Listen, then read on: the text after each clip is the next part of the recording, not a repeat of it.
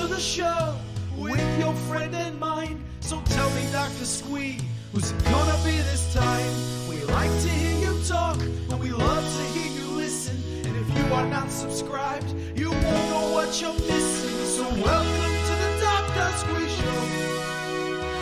Welcome to the Dr. Squee Show. Welcome to the Dr. Squee Show. Headphones up. Here we go.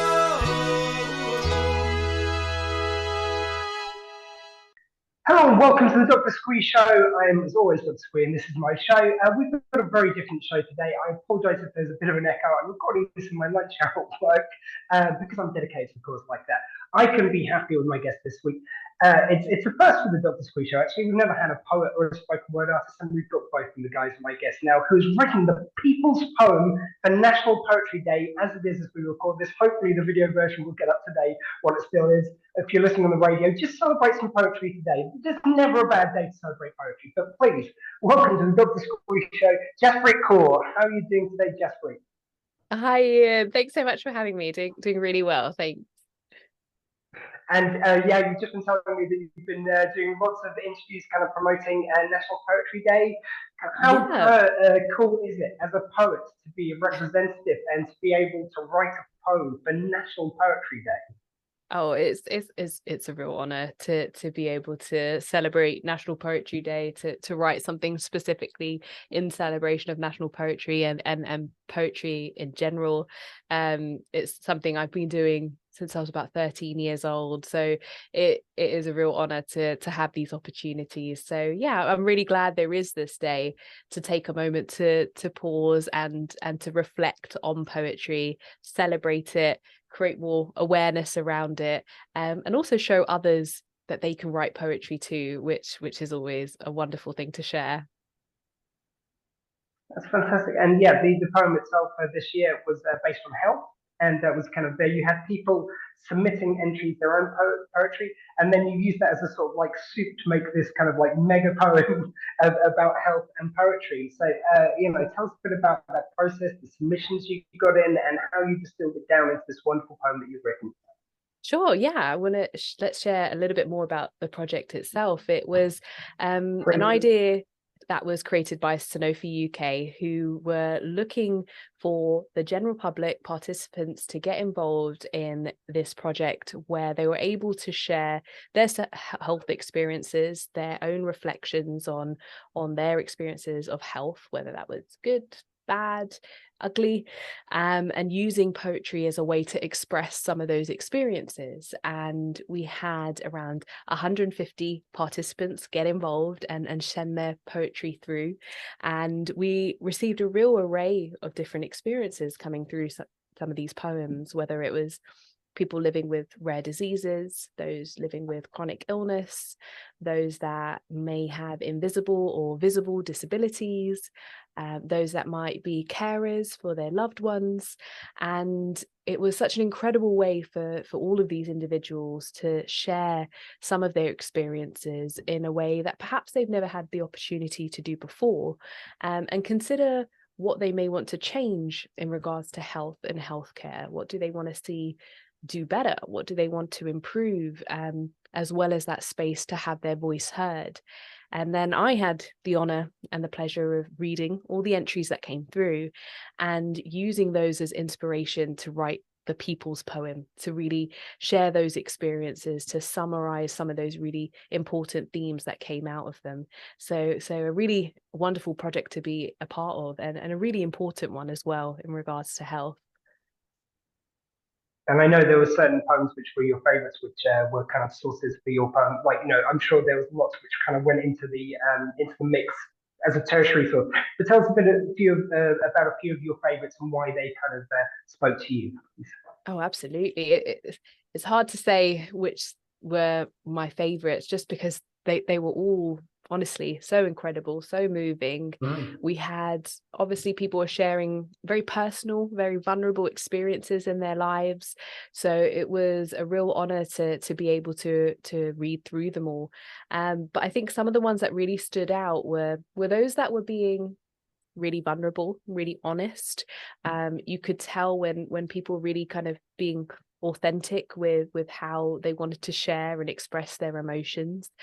We had a number of themes that kind of kept coming up through some of the poetry, themes around collective community care, themes around more culturally sensitive and culturally aware health services, themes around loved ones and caring for the ones that we love, and also lots of really hopeful poetry too, those that were kind of reflecting on perhaps some of the more difficult parts of living with illness, but still being very hopeful, sharing a sense of resilience and hope for the future.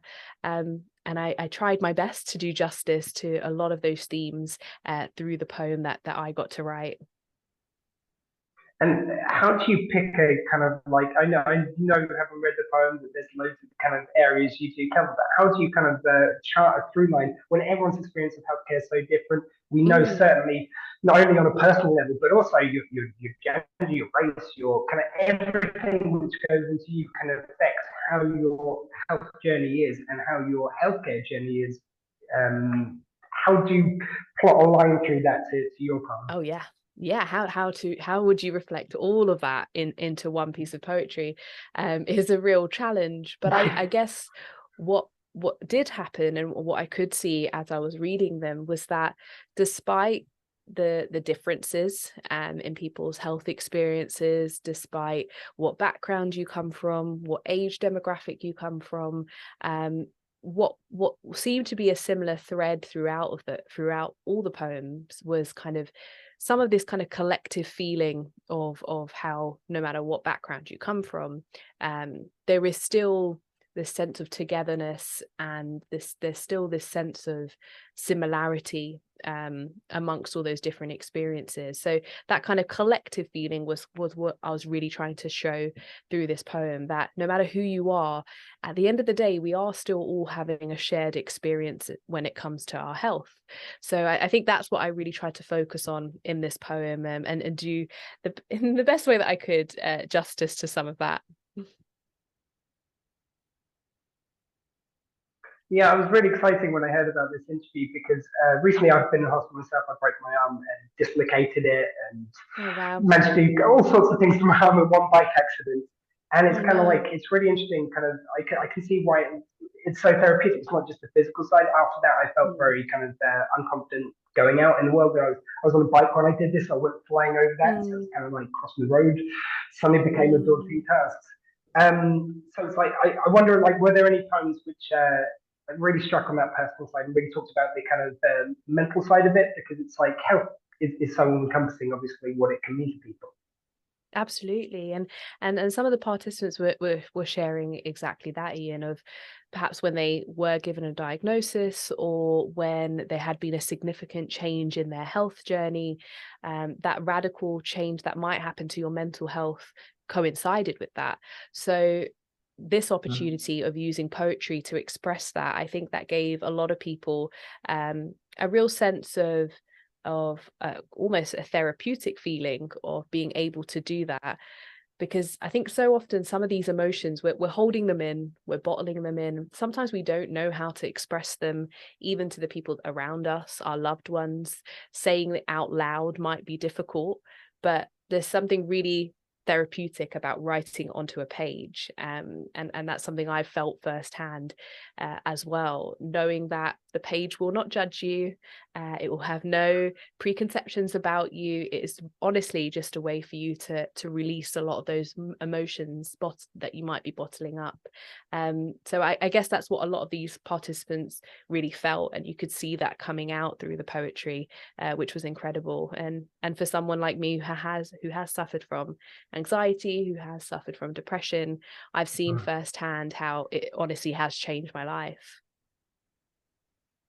Certainly. I meant to check before we came on air, but I was running a bit close. But are you reading out the poem today? I know you've got a lot of interviews, so I don't know if you were. We have a recording ready for you, which we can get sent across for the full poem to hear it. Excellent. So everyone can enjoy that at the end. Brilliant. It gives us more time for more questions. Even better. Sure. I thought you might do something like that. Something which I find fascinating about poetry specifically I always grew up with dyslexia, so writing was an issue for me. So I did actually write some poetry when I was younger, but more recently I found out I've got ADHD, and I find because neurodiversity, which is the umbrella term for anyone who doesn't know, for all these kind of different ways of thinking, including autism and loads of other things, I think why poetry is so important to people who think differently is it's easier within poetry for it to be accepted to talk in imagery, pardon me, and to talk in kind of like, I guess, more out there forms of communication than necessarily in some other formats. But for you, what was it which attracted you to poetry and that kind of form of expression? I think you're absolutely right. There's something about poetry that no matter who you are, it can be really accessible.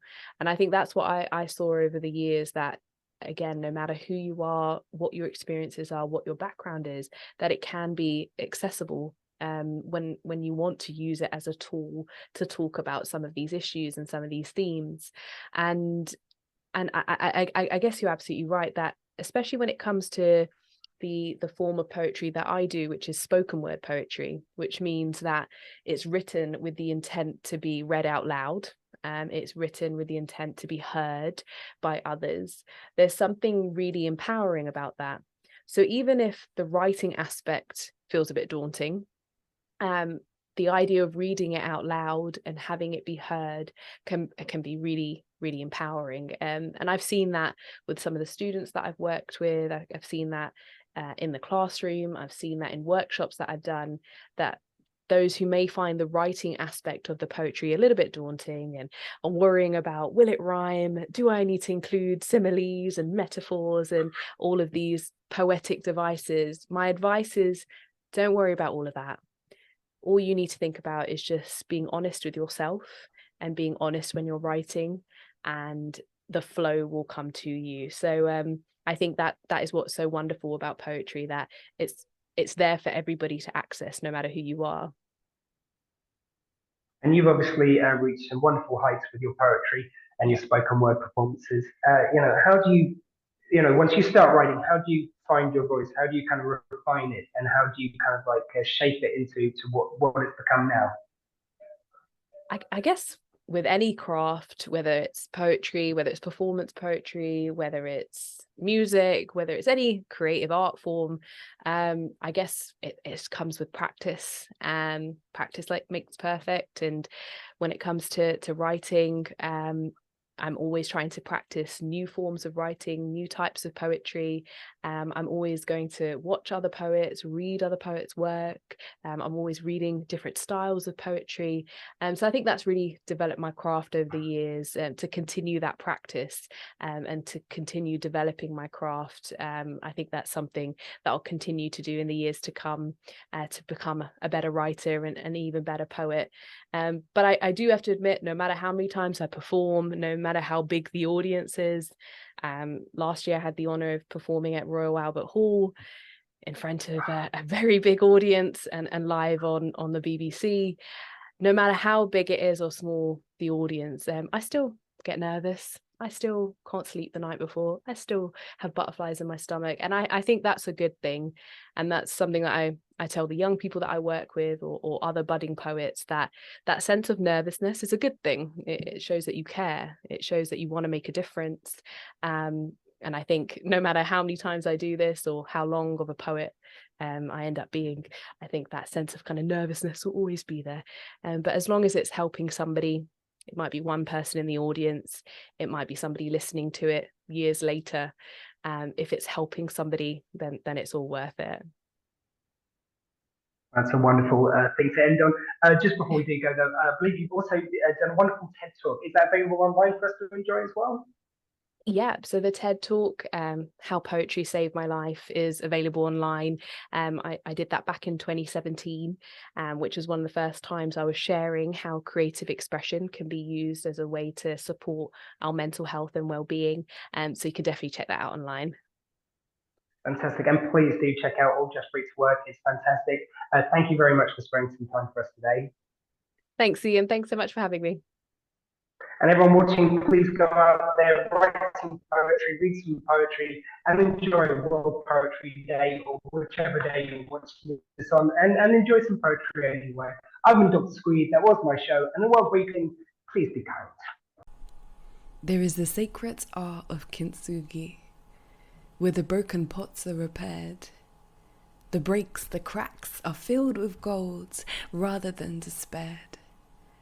Given a new hope and new life restored in palms that cared. Maybe it was their love. Maybe it was the never give up. Maybe it was finding a sense of honor in this damage. How I managed to find peace in fragility. Inside every silent scar. Hiding in hospital beds, under pillows with rested head, inside these gold-covered pots, was an abyss filled with what-ifs. And in there I found every lost kiss, every birthday miss, and old me reminisced. I found every reason for why not only I need to exist, but to persist. In ashes to ashes, dust to dust, we have found a sense of trust. Where my name, my skin, my history does not hinder my chance of survival, does not hinder my chances of care, culturally aware. Whether a treatment or dose, I'll hold this lifeboat close.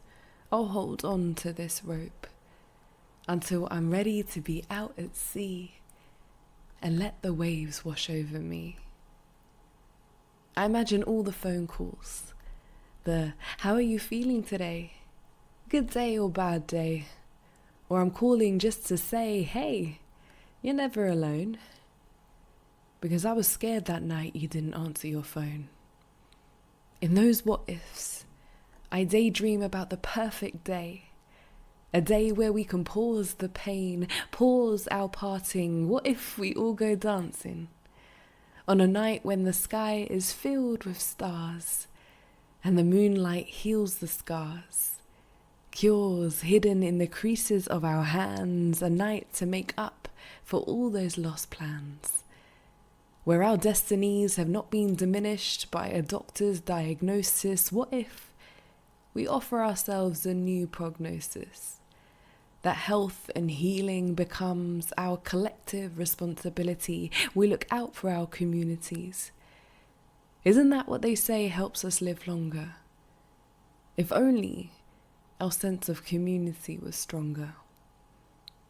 So take my hand as we carry our pots home and let the what-ifs spill out on streets, ready to roam, taking center stage, ready to be heard.